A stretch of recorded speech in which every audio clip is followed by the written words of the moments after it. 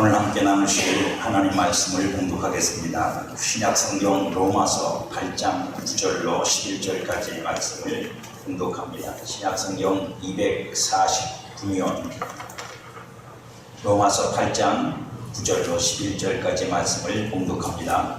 만일 너희 속에 하나님의 영이 거하시면 너희가 육신에 있지 아니하고 영에 있나니 누구든지 그리스도의 영이 없으면 그리스도의 사람이 아니라. 또 그리스도께서 너희 안에 계시면 몸은 죄로 말미암아 죽은 것이나 영은 의로 말미암아 살아있는 것이니라. 예수를 죽은 자 가운데서 살리신 이의 영이 너희 안에 거하시면 그리스도 예수를 죽은 자 가운데서 살리신 이가 너희 안에 거하시면 그의 영으로 말미암아 너희 죽을 몸도 살리시리라. 아멘. 예수님께서 어느 날 말씀을 가르치고 있을 때 가족이 찾아왔습니다. 밖에서 가족이 예수님을 불렀습니다. 직접 예수님에게 닿지 않아서 누군가가 전달을 해주죠. 예수님, 어머니가 그리고 형제가 밖에서 당신을 부릅니다. 그러자 예수님께서 그에게 말씀하십니다. 누가 내 형제냐? 누가 나 엄마고 누가 내 누이냐? 라고 말씀하십니다. 그리고 그분이 말씀하시기를 아버지의 뜻대로 행하는 자라야 내 형제고 내 어미고 내 자매라고 말씀하십니다. 이제 추석이 되면 가족 모임을 갖습니다. 그죠? 아멘. 물론 저는 없습니다. 어머니가 병원에 계셔서 따로 가족 모임을 가질 수가 없습니다만 여러분의 진짜 가족은 여기 있습니다. 아멘. 하나님이 아버지가 되시고 우리는 다 형제가 되고 그 안에서 우리는 하나님의 나라의 거룩한 백성이며 가족입니다. 아멘. 여러분들 이걸 여러분들이 사소하게 생각하시고 그냥 생각하시면 안 됩니다. 그리스도 안에서 하나님을 아버지로 섬기며 모이는 이 모임이 진짜입니다. 여러분들이 육신으로 여기는 어떤 것보다 더 가치 있는 것이고 중요한 겁니다. 이번 추석을 통해서 저와 여러분들이 그 진리를 좀 더 깊이 묵상할 수 있으면 좋겠습니다. 우리가 지난번에 지난 시간은 아니지만 나는 영입니다 라고 하는 말씀을 드렸습니다. 성도의 정체성에 대한 말씀 네 번째, 나는 영에 속한 사람입니다. 영이라고 하는 건 나의 존재론적 가치를 말하는 거고, 영에 속해 있다는 건 그 어떤 하나님께서 만들어내신 어떤 하나님의 그 결과들 속에 내가 속해 있다는 뜻이기도 합니다. 현재를 살아가는 성도의 정체성을 설명하는 가장 명료한 표현은 너희는 육신 안에 있지 않고 영 안에 있다는 이 표현입니다. 여러분들은 이 말씀을 명료하게 이해하십니까? 내가 육신 안에 있지 않고 영 안에 있다. 이것이 우리에게 명료하게 이해되지 못하는 건 우리에게 육신이 너무도 명료하기 때문입니다. 육신은 너무도 분명하게 보여지고 느껴지고 감각되고 육신으로 우리가 모든 것을 한다고 생각하기 때문에 이 말씀이 사실상 우리에게 쉽게 그리고 다가오지 못하고 명료하지 않습니다. 그리고 그 영은 그리스도의 영을 의미합니다. 우리가 육신에 있지 않고 영에 있다는 말에서 그 영은 내 속에 있는 우리가 영혼 훈련이라고 말하는 영을 말하는 것이기도 하지만 그러나 그리스도의 영을 의미합니다. 성도가 가지고 있는 영은 그리스도의 영입니다. 이 말을 더 구체적으로 설명하는 것이 이것이죠. 몸은 죄로 말미암아 죽은 것이나 영은 의로 말미암아 살아있는 것입니다. 오늘 저와 여러분들이 함께 나눌 말씀의 핵심 귀절이 바로 이 말씀입니다. 몸은 죄로 말미암아 죽은 것이나 영은 의로 말미암아 살아있는 것이다. 이것이 저와 여러분들이 오늘 현실에서의 나를 이해해야 될 가장 중요한 문장입니다. 한번 따라해 주시면 고맙겠어요. 몸은 죄로 말미암아 죽은 것이나 영은 의로 말미암아 살아있는 것이며, 그러므로 몸은 죽은 것처럼 살아야 되고 영은 살아있는 것처럼 살아야 돼요. 반대로 사시면 안 됩니다. 영은 죽은 것처럼 살고 몸은 살아있는 것처럼 살면 저와 여러분들은 하나님께서 주신 은혜를 따라 사는 것이 아니라 육신을 따라 사는 겁니다. 한마디로 성도의 현재적 실존은 영만이 살아있다 이렇게 말씀하시는 거예요. 그 영이 살아서 움직이는 것이 아니면 다 죽은 것이다 그렇게 말씀하고 있는 겁니다. 이건 저와 여러분들이 받아들이고 믿어야 될 문제입니다. 이건 저와 여러분들이 고민해서 해결되지 않아요. 하나님께서 우리에게 선포하시는 것이에요. 그래서 성도를 영에 속한 사람이라고 하는 겁니다. 분명한 두 가지 사실을 다시 한번 확인해 보십시다. 하나는 첫째, 몸은 죄로 말미암아 죽은 것입니다. 여러분 몸과 제 몸은 죽은 겁니다. 여러분 지금 살아있는 것처럼 보이지만 이거 사실은 하나님 앞에서는 죽은 겁니다. 이 몸이 독자적으로 뭘 해서 하나님을 기쁘게 할 수도 없고 하나님을 향하여 반응할 수도 없어요. 여러분들이 하나님께 무언가 반응을 할 수 있는 건 여러분들이 영으로 살았기 때문에 가능한 거예요. 여러분들이 영이 살아있지 않으면 하나님께 대하여 아무것도 반응할 수가 없습니다. 왜요? 몸은 죽어있는 것이기 때문입니다. 두 번째는 영은 의로 말미암아 산 것입니다. 그러므로 그 영은 하나님이 우리에게 주신 의를 기반으로 하여 하나님 앞에서 무엇이든지 행할 수 있어요. 왜요? 살아있으니까요. 그것도 의로 말미암아 살아있기 때문입니다. 그러므로 예수 그리스도를 죽은 자 가운데서 살리신 하나님이 성도에게 부어주신 성령의 능력으로 말미암아 성도의 죽을 몸도 살리시는 그날이 될 때까지 성도는 영으로 존재하고 영으로 살아야 됩니다. 영에 속해 있다는 말은 존재적인 의미를 설명하는 것이기도 하지만 조금 더 넓은 의미를 생각하면 바운더리입니다. 내가 어떤 곳에 소속되어 있는가, 나의 생명이 어떤 곳에서부터 흘러들어오는가, 그리고 나는 그러므로 무엇으로 살아야 하는가라고 하는 삶의 문제입니다. 거듭난 성도는 영입니다. 여러분, 육신에 현혹되지 마십시오. 육신에 현혹되지 마십시오.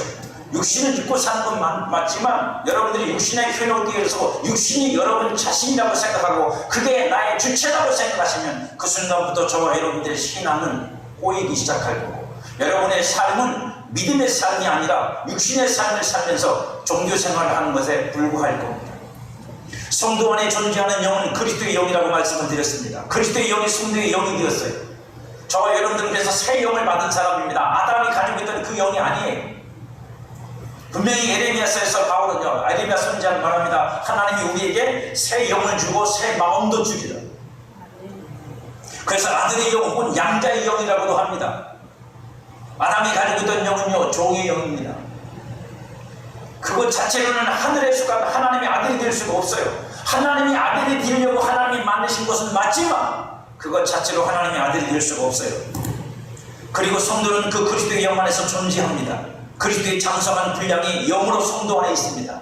그러니까 영은 생명과 같은 의미를 담고 있지만 생명이 형체가 없는 것이라면 영은 그 생명으로 만들어진 형체예요. 그리고 거기에 몸이 입혀지는 겁니다. 그걸 형상이라고 해요. 그래서 그것이 온전히 이루어질 때 인간은 제대로 된 인간이 되는 거예요. 그래서 생명이 하나님에게서 온 생명이고 그 생명으로 만들어진 그리스도의 형상이 우리에게는 영이 되는 거고 그리고 그 영에 몸이 입혀지면 그게 영광의 몸이 되는 겁니다. 저와 여러분들은 이 세 가지를 다 가지고 있어야 되고 이미 예수님 안에서 우리는 그걸 허락받았고 이미 여러분 속사람 속에 그것이 형성되어 있다는 사실을 믿으실 수 있기를 축복합니다. 그렇기 때문에 우리 성도는 그 속사람은 이미 장성한 그리스도의 분량으로 충만한 모습으로 존재합니다. 그것이 새 사람이고 속사람이며 영에 속한 사람입니다. 그러므로 저와 여러분들이 오늘을 어떤 것으로 살아야 되느냐 하는 문제는 계속해서 질문으로 여러분에게 던져주고 있는 겁니다. 속사람으로 사느냐, 영으로 사느냐, 혹은 믿음으로 사느냐, 같은 얘기입니다. 하나님은 이 영의 몸이 입혀질 때까지 성도를 영에 있도록 봉인하셨고 하나님의 영이신 성령으로 보증하셨습니다. 왜 성령이 보증을 하시고 역사하시느냐면 이것 때문입니다. 우리가 영에 속한 사람이고 우리가 그리스도의 영에 속한 사람이고 그리고 우리의 속사람은 그 장성한 분량의 충만함으로 존재하지만 육신이 그것을 전혀 알지 못한다. 여러분 육신은 그걸 감각할 수 없어요. 여러분 육신은 그걸 이해하지 못합니다. 여러분들이 우리가 얼마나 어렵냐면 누군가 그걸 깨닫고 설명하고 가르쳐줘도 그게 받아들여지지 않을 만큼 우리는 어둡고 캄캄합니다. 성령께서 하시는 일이 뭐냐? 그걸 우리 안에서 우리에게 알게 하시는 거예요. 깨닫게 하시는 거예요. 믿게 하시는 거예요. 그리고 그것이 실상이 되게 만드시는 역사를 하시는 거예요. 그래서 성령이 보증하시는 거예요. 성령의 역사가 우리 안에 있어야 됩니다. 그렇지 않고는 이 보증의 역사를 통해서 우리가 그 사실을 직시할 수 없고 그렇게 되면 우리의 믿음은 지독하게도 육신적인 것밖에는 가질 것이 없습니다. 고린도후서 1장 21절에 보면 우리를 너희와 함께 그리스도 안에서 굳건하게 하시고 우리에게 기름을 부으신 이는 하나님이십니다. 우리를 그저 그리스도 안에서 굳게 세우셨대요. 이미 그건 뭐냐면 그리스도의 형상으로 우리가 이미 세워졌다는 뜻입니다. 그리고 뭐였다고? 기름을 이미 부으셨대요. 기름 부음이라는 성령을 말하는 겁니다. 성령을 기름 부으셔서 그 기름 부음을 통해서 우리가 모든 것을 알고 모든 것을 믿으며 모든 것을 행할 수 있도록 하나님이 우리에게 이미 그렇게 허락하셨다는 얘기예요. 그가 또한 우리에게 인치시고 보증으로 우리 마음에 성령을 주셨느니라. 그러므로 성도는 성령의 보증하심 안에서 영으로 살아야 합니다. 그러니까 육신으로는 이걸 살 수가 없어요. 알 수가 없으니까. 하지만 성령을 통해서 우리가 깨닫고 알고 믿고 또 그걸 말씀을 통해서 깨닫고 알고 믿고 그리고 그걸 믿음으로 살아갈 때 그건 곧 여러분들이 영으로 사는 삶으로 전환되어지는 겁니다. 그것을 하나님의 영으로 인도받는 사람이라고 하고 그리고 그런 사람을 하나님의 아들이라고 바울은 로마서 8장 전체 속에서 말씀하고 있는 거예요. 누가 하나님의 아들이라고요? 그렇게 영에 속한 사람이 성령의 인도를 따라서 영의 이끌림을 받아서 사는 삶, 그 삶을 사는 자가 하나님의 아들입니다. 그러니까 명분만 있는 게 아니에요. 신분만 있는 게 아니라 실제적인 생명의 내용의 삶이 저와 여러분에게 존재해야 되는 것입니다. 영인 성도는 하나님의 아들입니다. 하나님의 아들이란 무슨 뜻일까요? 저와 여러분들이 하나님의 자녀가 된다, 아들이 된다, 아들들이 된다는 말을 성경이 여러 곳에서 말하는데 그 말씀이 무슨 뜻일까요? 로마서 1장 4절에 보니까 성결의 영으로는 죽은 자들 가운데서 부활하사 능력으로 하나님의 아들로 선포되었으니 곧 우리 주 예수 그리스도시니라. 예수 그리스도가 어떻게 하나님의 아들이 되셨는지를 설명하는 내용입니다. 예수님이 하나님의 아들이 되신 게 어떻게 되셨죠? 많은 사람들이 그렇게 생각합니다. 그는 원래부터 하나님의 아들이었어. 이 땅에 오실 때도 하나님의 아들이고 그는 하나님의 아들로 사셨어. 그럼 당연히 하나님의 아들인데 뭐 하나님의 아들로 손포될 게 또 뭐가 있어요? 말씀이 맞지가 않잖아요, 여러분. 하나님의 아들로 와서 하나님의 아들로 살다가 하나님의 아들로 천국을 가셨는데 그가 하나님의 아들이랑 선포될 게 뭐 있냐고요. 그 삶 자체가 그냥 하나님의 아들인데 성경은 그렇게 말씀하지 않는다고요. 빌립보서에서 우리가 분명히 확인할 수 있는 건 예수님은 하나님의 아들이고 하나님과 동등하신 분이지만 다 포기하셨어요. 그걸 버리셨다고요. 거기서 자기를 낮추셨다고요. 자기를 비웠어요. 비우고 낮추고 버렸는데 뭐가 그 안에 있다는 얘기예요. 그리고 누구처럼 됐어요? 우리와 같이 지셨어요. 우리와 같이 지셨다고요. 그게 성경이 말씀하는 거예요. 그런 예수님이 하나님의 아들로 선포가 되셨다는 거 뭐냐면 그렇게 된 예수님을 통해서 하나님의 아들이 선포됐다고 나타났단 말이에요. 하나님의 아들이니까 능력과 권세를 가진 하나님 같은 분이니까 그런 걸 하신 것도 아니고 죽은 자 가운데 부활하신 것도 아니라고요. 왜 이것이 우리에게 중요하냐고요? 그래야 저와 여러분들이 하나님의 아들이 되는 길이 열리기 때문입니다. 이걸 우리가 알지 못하면 내가 어떻게 하나님의 아들이 되는 건고 내가 하나님의 아들이 있다는 것이 얼마나 놀라운 일인지를 우리는 자꾸만 잊어버리게 돼요. 우리는 금수저가 아니에요. 우리는 흙수저로 태어나서 예수님을 통해서 금수저가 되는 거예요. 그게 성경이 가르치는 원리예요. 사람과 같이 뒤쳐서 죽기까지 아버지께 순종하신 예수 그리스도를 하나님의 성령의 능력으로 죽은 자 가운데서 살리시고 능력으로 아들로 선포하셨어요. 이가 내 아들이다. 그리고 그 예수님을 믿는 우리도 똑같이 아들이라고 선포하십니다. 아멘. 그러면 아들인 우리 안에는 뭐가 있는 거죠? 죽은 자 가운데서 살아난 능력이 있는 거예요. 생명이 있는 거예요. 신분만이 아니라 그 실상이 우리 안에 들어있는 거예요. 성도는 예수 그리스도와 동일한 아들로 그렇게 인정이 되는 것입니다. 능력으로 아들로 인정이 있었다는 것이 어떤 내용인지 보세요. 에베소서 1장 20절로 22절에 보면 바울이 이렇게 말합니다. 그의 능력이 그리스도 안에서 역사하사 죽은 자들 가운데서 다시 살리시고 하늘에서 자기의 오른편에 앉히사 모든 통치와 권세와 능력과 주권과 이 세상뿐 아니라 오는 세상을 일컫는 모든 이름 위에 뛰어나게 하시고 또 만물을 그의 발 아래 복종하게 하시고 그를 만물 위의 교회 머리로 삼으셨느니라. 이게 예수님 안에서 역사하신 능력이 만들어낸 결과예요. 부활만이 아니라 하늘에 앉히시고 하늘에서도 모든 이름 위에 뛰어나게 하시고 모든 권세와 능력들이 예수님 앞에 무릎을 꿇게 하시고 그 예수님을 교회의 머리로 주셨다.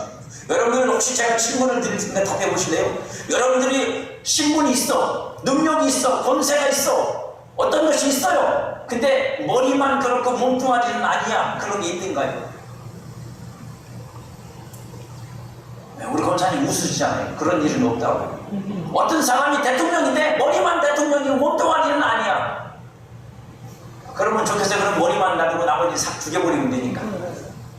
그렇게 안 되죠. 될 수가 없죠. 그러면 이런 권세와 이런 능력과 이런 위치를 가지고 있는 예수님이 교회의 머리가 됐다는 건 무슨 뜻이에요? 그의 몸된 교회도 같다 틀리다? 같은 거예요. 머리가 그런데 몸이 다를 수가 없잖아. 여러분, 머리와 몸은 하나인데 제발 부탁을 드리지만 좀 믿으세요. 믿어야 무슨 역사가 일어나죠. 내 스스로가 그런 일이 있나요 목사님? 그런 일은 없어요. 그러고 있는데 무슨 역사가 일어났어요. 머리라는 말은 여러분 두뇌라는 말이 아닙니다. 혹시 오해하실까봐. 머리는 두뇌를 말하는 게 아닙니다. 예수님이 우리의 계획을 다 짜고 우리는 그 계획대로 움직이면 돼, 그런 얘기 하는 게 아니야. 머리라는 말은 그가 처음이라는 뜻이에요. 그가 그 모든 것의 시작이고 그 몸이 뭐예요? 그 시작된 그리스도에게 붙어서 그와 같이 동일하게 그저 똑같이 되어진다는 얘기를 설명하는 게 머리와 몸의 관계성이에요. 하나님은 이와 동일한 능력을 영일 성도 안에 있게 하셨습니다. 그게 성경이 가르쳐주고 있는 진리예요. 성도는 그 사실을 하나님의 계시 지식을 통해서 알아야 합니다. 왜요? 육신으로는 알 수가 없으니까. 여러분들 육신이 어디 학교 졸업하셨나요? 서울대, 연구대, 홍대, 많죠. 예, 서울에서도 이름 좋은 학교들이 많잖아요. 예, 저는 주소를 정확하게 기억 못하는데 충남 천안시 있는 나세렛 신학대학교를 나왔어요.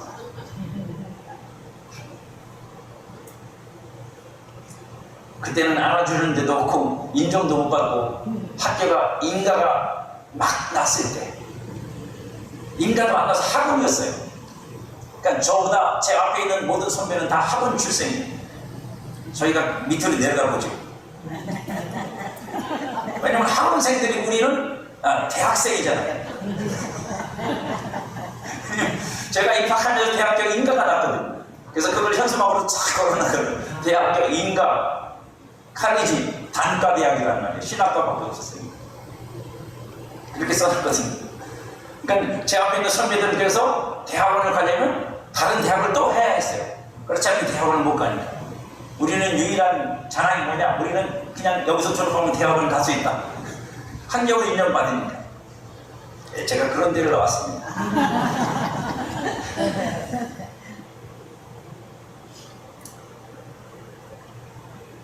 여러분, 왜 말씀을 드리냐면 아무리 세상 지식이 많고 학문이 뛰어나고 지혜가 있고 명철하고, 여러분 솔로몬이 누구도 추정할 수 없을 만큼 시바의 여왕이 와가지고 그분 폐물을 드리면서 당신 같은 지혜로운 자를 내가 만난 적이 없고 앞으로도 만나지 못할 거고 과거에서도 없었고, 그렇게 칭찬받고 대단하고 자문을 쓰고 전구서를 쓰고 여러 가지 말씀을 썼어도 그가 하나님을 아는 진짜 지식이 무너지니까 하나님 대신하고 여자 편들다가 망합니다. 마누라 만듣다가 망하더라고. 하나님이 꿈속에 나타나서 2번이나 경고를 했는데도 망하더라고요. 여러분. 왜요? 이유는 간단해요. 지식이 부족해서. 그래서 예수님이 대놓고 말씀하셨어요. 솔로몬이 입은 영광이 백합화만도 못하다. 그거 부러워하지 마라. 그랬어요. 너희는 그것보다 더하다. 아멘은 아무도 안 하니까 어찌 해낼 바를 제가 모르겠습니다. 너희는 백합보다 더 낫다 그러면 뭐보다 나은 거예요, 여러분들이. 솔로몬보다 나은 거예요. 여러분들이 입은 영광이. 입은 영광이 그렇다고 여러분. 그것도 믿어야지 그렇게 여겨지지. 에베소 1장 19절에 보니까 그 힘의 위력으로 역사하심을 따라 믿는 우리에게 베푸신 능력의 지극히 크심이 어떠한 것을 너희로 알게 하시기를 내가 기도한다. 모르는 사람이 너무도 많은 거야. 여러분 지금 성도한테 편지 보내는 거, 교회에 보내는 거잖아. 그러니까 성도들이 모르니까. 바울은 그냥 하나님의 계시와 지혜를 통해서 깨닫고 알아서 이 비밀을 가지고 있는데 성도들은 여전히 몰라요. 그러니까 성도들 너희들도 알기를 내가 간절히 기도한다. 하나님 앞에 눈물로 호소한다. 하나님이 내게 알게 하신 것처럼 그들도 알기를 원합니다. 왜? 그때는 성경이 안 써있을 때니까. 근데 성경이 써있는데도 모르면 어떻게 되는 거예요? 성경을 읽어도 모르면 어떻게 되는 거예요? 심각한 거예요. 영의 성도는 그리스도가 가지신 모든 능력과 권세와 지위 그리고 통치와 정사와 권세와 세상 일컫는 모든 이름들보다 위에 있음을 동일하게 갖고 있다는 것을 성령을 통해 알고 믿어야 됩니다. 어떤 복음성에 그런 것들이 있더라고요. 나는 작지만 나는 결코 작지 않다고. 왜요? 내 안에 계신 이가 크니까. 세상에 있는 이보다 크다고 말씀하셨잖아요. 내가 이기었느라고 말씀하셨잖아요. 그러면 저와 여러분은 세상에 질 수가 없어요. 왜 세상에 끌려다니는 애들아, 이 교회가? 세상이 정죄하고 비난하는 게 저와 여러분들에게 영향이 있을까요? 아무 영향이 없어요. 겁내지 마세요. 여러분을 판단하는 건 하나님이지 세상이 아니에요. 그리고 그것을 따라 믿음으로 행해야 됩니다. 중요한 건 이거예요. 믿음으로 행하느냐 안 하느냐. 그것이 영으로 사는 삶의 방식입니다. 왜요? 왜 믿음으로 해야 되냐고요? 우리 육신은 스스로 영적인 것을 감각할 능력이 없어요. 실력이 없어요. 그러니까 뭐로 반응해야 돼요? 믿음으로 반응해야 돼요. 믿음으로 반응하면 영의 실상이 여러분의 삶에서 실제가 되어 나타나는 거예요. 그래서 믿음이 있는 자와 믿음이 없는 자가 차이가 나는 거예요. 하나님한테는 차이가 없어요. 속사람은 차이가 없어요. 속사람은 똑같아요. 하지만 그 속사람의 능력과 속사람 속에 있는 하나님의 아들 그리스도의 형상은 똑같지만 어떤 사람에게 더 나타나고 어떤 사람에게 덜 나타나는 것은 그 사람이 갖고 있는 믿음의 차이입니다. 믿는 자에게는 역사가 일어나고 믿지 않는 자에게는 그냥 이론일 뿐이에요. 머리로 지식으로 갖고 있는 이론이요. 그 성경이 그렇게 써있대. 그렇대. 목사가 그렇게 말해.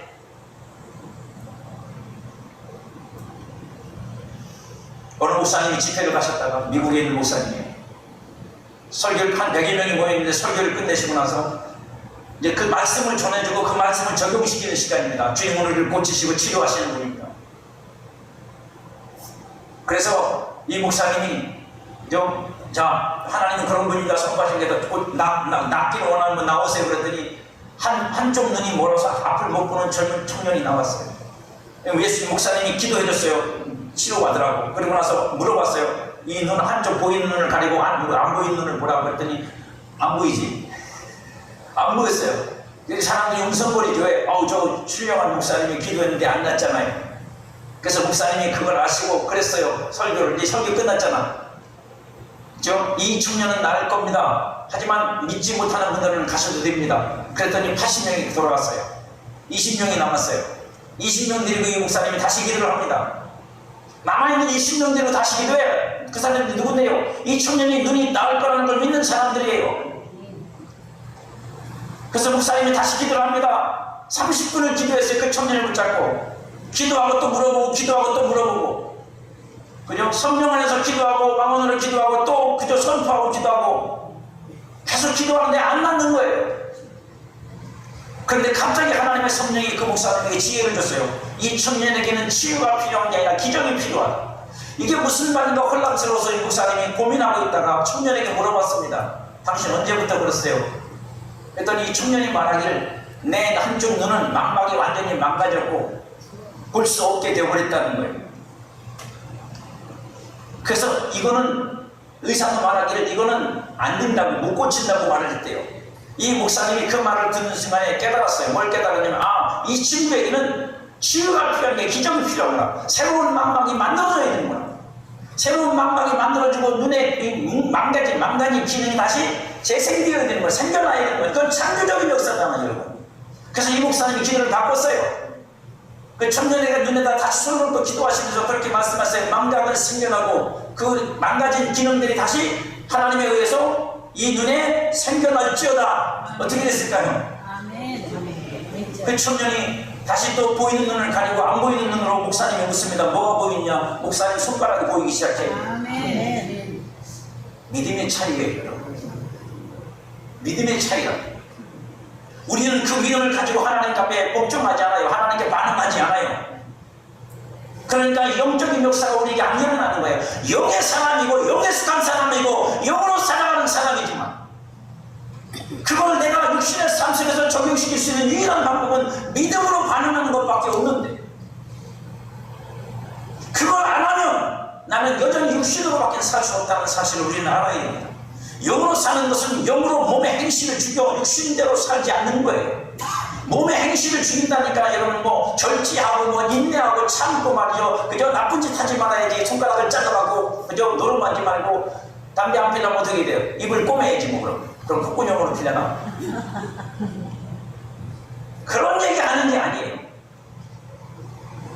몸의 행실이란 뭐냐면 영으로 살아야 되는 사람이 그 영으로 살지 못하고 몸이 주체가 되는 삶을 사는 거예요. 그러면 그 다음부터 그 사람이 영의 삶을 살 수 있을까요? 영으로 살 수 있습니까? 못 살아요. 영이 주체가 되어 살아야 영이 몸을 움직이는데 몸이 주체가 되어 살면 영을 죽여버리고 몸으로만 살아요. 몸으로만 살면 하나님을 알 수가 없어요. 영으로 살 수 없다고 여러분. 그래서 로마서 8장 13절에서 바울은 말하는 거예요. 너희가 육신대로 살면 반드시 죽을 것이오되 영으로서 몸의 행실을 죽이면 살게 되리라. 몸의 행실로 나의 살았음을 증명하는 것은 종의 삶이고 육신대로 사는 거고 그건 멸망의 삶입니다. 여러분들이 영으로는 살아있을지 모르지만 여러분의 삶은 죽어있는 거예요. 분명히 이해하셔야 됩니다. 여러분들이 영적으로는 그저 여러분들이 새 사람이 됐으니까 그 속사람은 하나님께 살아있는지 모르지만 여러분의 삶은 죽어있는 거라니까요. 그 영으로 안 살면. 여러분들이 저와 여러분들이 아무리 도덕적 인간이라고 떠들어대도 내가 성품이 좋다고 떠들어대도 소용없어요. 그 성품이 성령으로부터 나온 열매가 아니고 하나님의 거룩한 성품에 참여하는 것이 아닌 그냥 내 육신의 성품의 좋음이라면 그거 아무 의미 없다고요. 그걸 충분 못 간다고. 하나님은 우리에게 하나님의 거룩한 성품을 주길 원하시는 거지 우리 육신의 성품 그 육신이 자체적으로 갖고 있는 저 사람은 착해, 저 사람은 온유해, 저 사람은 얌전해 그거 갖고 축복 오라고 말씀하신 적이 없어요.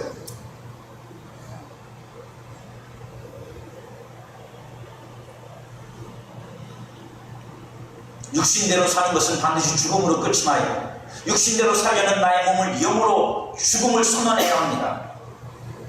그러니까 영이 주체적인 내가 이 몸의 구조 속에서는 뭐다? 주인이다. 뭐가 주인이라고요? 영이 주인이다. 내 속사람이 주인이에요. 그래야 몸도 영의 몸으로 살게 될 겁니다. 이 몸이 여러분 안에 있는 영을 따라 사는 몸이 되어야 됩니다. 그리고 그 삶을 우리가 이 땅에 사는 날 동안에 살다가 끝이 나면 주님이 우리 영에 진짜 몸을 입혀주실 거예요. 몸이 망가지는 것, 몸이 힘들고 어려운 것, 때로는 그것 때문에 우리가 지치고 힘들지만 그러나 여러분 그 몸을 주를 위해 쓰셔야 돼요. 그 몸을 주를 위해 쓰시라고. 쓰시겠다는 분이 두 분밖에 없으니 아멘을 두 분만 쓰니까 둘밖에 없는 거죠. 그 몸을 주를 여러분 영을 위해 쓰시고 주를 위해 써보시라고. 생각해보세요. 주님이 우리에게 영의 몸, 영원히 썩지 않고 그저 하나님의 영광에 참여할 수 있는 그 거룩하고 흠없고 티없고 주름 잡힌 것 없는 그 거룩한 영광의 몸을 주신다는데 이 썩어질 육신을 주를 위해 쓸 수 없다면 그게 신앙입니까? 그게 믿음이냐고.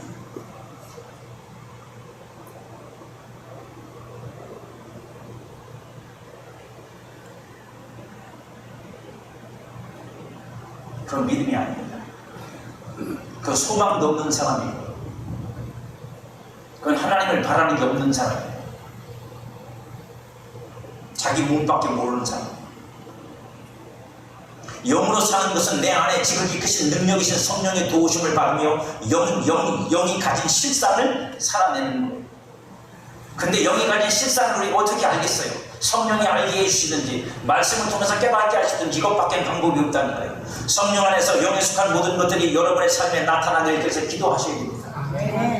하나님께서 여러분 안에 부으신, 여러분 안에 있게 하신 그 충만하심의 내용들이 여러분에게 나타나기를 간구하십시오. 여러분에게는 거룩한 능력도 있어요. 여러분에게는 기적을 일으킬 능력도 있고 여러분 안에는 믿음으로 살 수 있는 능력도 있고 여러분 안에 다 들어있다고. 여러분 예수 그리스도 안에서 하나님이 우리에게 부어주셨단 말입니다. 성령과 함께 성령 안에서 영에 속한 모든 권세와 능력을 사용하고 그 지위와 영적 의의를 점하는 것을 사용하십시오. 의의에 있다고. 여러분 제가 일부러 단어를 찾아봤어요. 뭐라고 얘기하면 의의에 있다고요.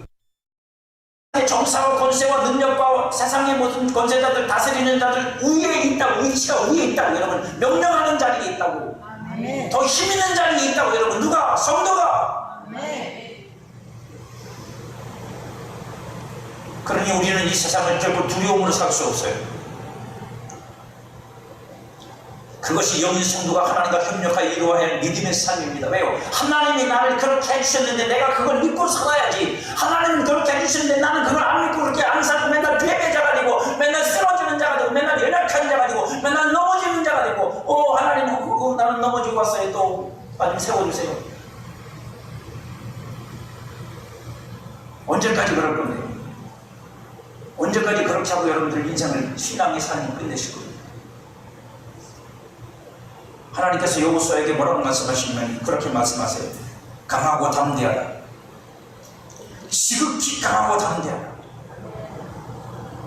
왜요? 이유는 간단해요. 하나님이 싸울 거거든요. 아멘. 하나님이 하나님의 천사들을 동원해 싸우실 거예요. 그 싸움은 이미 이긴 거예요, 여러분. 아멘. 약속하셨잖아요. 이 땅은 내가 너에게 주리라. 네가 받는 땅은 네가 다 차지 아니라. 내가 너로 말미암아 이 땅을 백성들에게 다 줄 것이다. 하나님의 이 여호수아에게 말씀하셨다고 여러분. 말씀하셨다는 건 그것이 사실이라는 얘기예요. 그 여호수아에게 하나님이 뭐라고 말씀하시는 거예요? 땅을 차지하는 건 사실이다. 이미 결정됐다. 너희들한테 내가 등기 양도를 이미 했다. 아멘. 그럼 나머지는 뭐예요? 그 등기 권리를 가지고 와서 이거 내 땅이라고 주장하라는 얘기잖아요. 그게 7년 반 동안 가나안 땅에 있었던 전쟁이라고. 저와 여러분들이 오늘 믿음으로 행해야 될 건 그거란 말이에요. 내가 막 싸워서 뭘 이겨내는 게 아니라 이미 주님이 이기시고 주님이 우리에게 허락하시고 주님이 우리에게 주신 것들을 가지고 우리는 그걸 믿음으로 취하는 거예요. 아멘. 하나님이 나를 이렇게 하셨으니, 하나님이 내게 이런 복을 주셨고, 하나님이 내게 이런 은혜를 주셨고, 하나님이 내게 이런 능력을 주셨으니 우리는 그래서 마귀를 대적할 수 있는 거예요. 여러분 성경이 뭐라고 말하죠? 마귀를 대적하라. 그러면 어떻게 한다고요? 뭐 알아야 면장을 하죠. 그럼 때문에 너희를 멀리 하니라. 기가 막히잖아요 여러분. 정말 여러분이 뭐 어때? 이 썩어질 육신 속에 사는 그것도 이제 젊은 때는 혈기가 있고 내가 귀신 안 하면 내가 해병대 출신이다 한번 붙어버리라. 뭐 요즘 패기라도 있는데 이제 뭐 여러분들은 패기도 혈기도 없고 손발은 차고 서 있기도 힘들어가지고. 그런데 마귀가 왜 물러가냐고 여러분. 뭐가 겁나서? 여러분들이 뭐가 겁나서 마귀가 물러가? 알기는 잘 알아요. 근데 그런 거 살아야 될 거 아니에요. 여러분들이 가만히 있으면 마귀가 여러분들을 유린하고 여러분을 공격하고 여러분들을 괴롭히고 여러분들을 파탄시킬 수도 있어요. 하지만 여러분들이 대적하기 시작하면 마귀는 그렇게 못합니다. 아멘. 그러니까 가만히 있으면 안 된다고. 가만히 있는 게 바보야. 믿음이 없는 거야. 모르는 거야. 내가 어떤 신분인지, 하나님이 나한테 뭘 주셨는지, 내가 뭘 할 수 있는지. 나한테 힘이 없는데 내가 소리친다고 마귀가 물러가나요? 해봐요. 해보시라고. 물러가나 안 물러가나. 도대체 누굴 믿는 거예요? 하나님 믿는 거 아니에요? 말씀 믿는 거 아니에요 여러분? 그러면 여러분 말씀대로 해보셔야지. 말씀대로 해보셔야지. 그래야 믿음이지. 아멘. 여러분 생각으로만 계속하면서 무슨 믿음이라고 합니까 그게? 내 생각으로 하는 건 믿음이 아니에요. 영의 생각이면 괜찮아요. 영으로부터 나오는 생각이면 그게 믿음이 될 수 있지만 육신의 생각 여러분 믿음이라고 믿고 그걸 믿고 앉아서 안 된다고 나는 틀렸다고. 자신이 스스로를 그렇게 옥죄이고 묶어놓고 포박하고 있는데 마귀한테 물리고 있는 내 생각부터 뭐가 될 것 같아요? 아무것도 안 되죠. 그러니 여러분 하나님에게 믿음으로 협력하세요. 아멘. 여러분 속사람에게 믿음으로 협력하면 여러분의 속사람 안에는 모든 하늘의 신령한 복이 여러분의 삶 속에서 나타날 것이고 여러분의 가정에도 나타날 거고 여러분들이 하고자 하는 모든 것 속에서 나타나게 될 것입니다. 아멘. 할렐루야. 아멘. 이걸 저와 여러분들이 믿으셔야 돼요. 그리고 말씀을 아주 눈이 빠지라고 읽으셔야 돼. 왜요? 나는 100번 읽었어요. 자랑하라는 게 아닙니다. 그 말씀에서 뭘 내게 말씀하고 있는지 하나님이 나한테 도대체 뭘 넘겨줬는지 그 말씀을 통해서 깨달으세요. 기도하세요. 성령이 나한테 깨닫게 해주세요. 진리를 알게 해주세요. 하나님 말씀이 도대체 검은 것이고 하얀 종이라 내가 도대체 모르겠사오니 이 말씀을 내가 깨닫고 알게 도와주세요. 성경을 못 읽고 글을 모르셔도 상관없어요. 기도하세요. 성령님 내게 알게 해주세요. 깨닫게 해주세요. 목사님이 말씀을 전할 때 그 말이 내 안에서 마음속에서 성령님께서 진리로 깨달아 알게 도와주셔서 나로 하여금 진리를 알게 하시고 하늘의 신령한 비밀을 알게 해주시고 하나님이 내게 행하신 모든 놀라운 은혜를 알게 해주세요. 여러분, 하나님은 분명히 해주실 거예요. 아멘. 우리가 사모하고 기도하고 구하지 않아서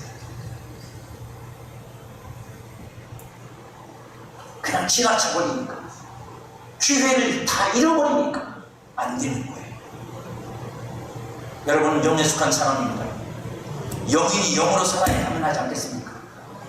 저는 분명히 여러분들에게 장담하며 말씀드릴 수 있습니다. 여러분들이 영에 속한 사람으로 여러분 속에 있는 영을 따라, 속사람을 따라 여러분들의 마음과 생각과 지식과 양심이 움직이기 시작하면 여러분은 분명히 행복을 느낄 거예요. 기쁨을 누릴 거예요. 평안을 누릴 거예요. 아멘. 충만함을 누릴 거예요. 아멘. 세상이 줄 수 없는 이 비밀이 무엇인지 알게 될 거고, 더 이상 여러분들은 세상 것을 구하지 않을 수 있는 단계까지 오르게 될 거예요. 아멘. 왜 세상이 구걸하고 삽니까? 세상이 주는 행복을 왜 구걸하냐고요? 세상이 주는 기쁨을 왜 구걸하고 있냐고요? 왜 그걸 얻으려고 하나님께로 가지 않고, 진짜로 기쁨을 얻고 진짜 평안을 얻고 하나님께로 가지 않고 왜 세상으로 뛰쳐가가지고 그 망하고 멸망한 사람들이 즐기는 걸 즐기면서 그걸 하나님이 주는 기쁨이라고 착각하고 사냐? 그러지 마십시오. 진짜는 여러분 안에 있습니다. 아멘. 진짜는 여러분 안에 들어있어요. 여러분 안에 있는데 그 부활을 모르면 여러분들은 가난한 사람이 돼. 여러분은 이 세상에서 가난한 인생이 돼. 그래서 세상 앞에 손 벌려야 돼. 나를 기쁘게 해주시오. 나를 평안하게 해주시오. 나를 행복하게 해주시오. 여러분들이 퍼줘도 모자라. 여러분들이 세상 앞에 퍼줘도 모질 판인데 왜 우리는 세상 앞에 잔을 벌리고 나를 쳐다보고 그러는지 모르겠어요. 그러지 마세요. 그건 여러분 그리스도의 삶이 아닙니다. 영의 사람이 살 수 있는 삶이 아닙니다. 오히려 여러분들이 여러분 안에서 끊임없이 솟아나는 그 하나님으로부터 오는 그 놀라운 것들을 세상에 펴주면서 세상의 절망과 좌절과 우울 속에 빠져있는 여러분의 이웃들에게 그 기쁨을 나눠주고 평안을 나눠주고 행복을 나눠주고. 아멘. 아멘을 크게 하면 끝났어요. 영을 살 때 영 안에 있는 능력이 나타나고 영 안에 있는 은혜가 나타나고 하나님이 우리 영 안에 두신 하나님의 하늘에 속한 놀라운 신령한 복들이 여러분의 삶에 나타날 것입니다. 그 능력은 성도에게 승리를 얻게 할 것입니다. 저와 여러분 모두가 다 이 추석을 맞이해서 그 승리를 맛보고 사는 성도가 되시기를 주님의 이름으로 축복합니다.